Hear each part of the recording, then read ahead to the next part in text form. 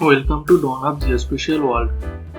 Today we will learn how to join Excel sheet data with Shapefile Attribute table for making data interpreting maps. First, make an Excel sheet of your data and save them in .csv format. Here I take state-wise forest cover data of India from 2007 to 2021.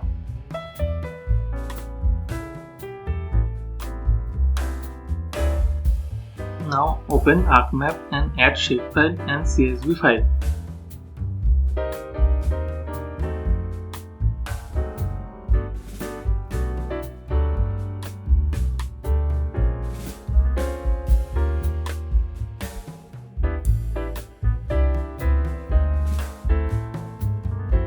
Open both files attribute table and check that all the names are same. Otherwise, Spatial Join will not work and returns null value. If any names are not identical, then edit your shapefile or change from CSV file.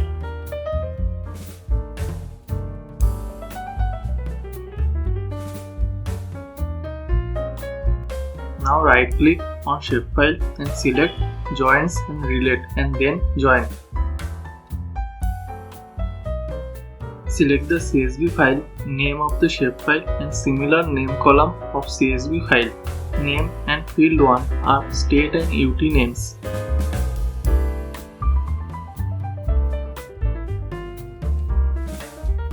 Open the attribute table of shapefile. That Excel sheet has joined with shapefile. Here you can see Ladakh row has null value because in this CSV file there are no Ladakh's data. FSI or Forest Survey of India was published forest cover data of Ladakh and Jammu and Kashmir together.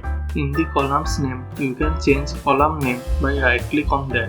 Go to properties and change the name.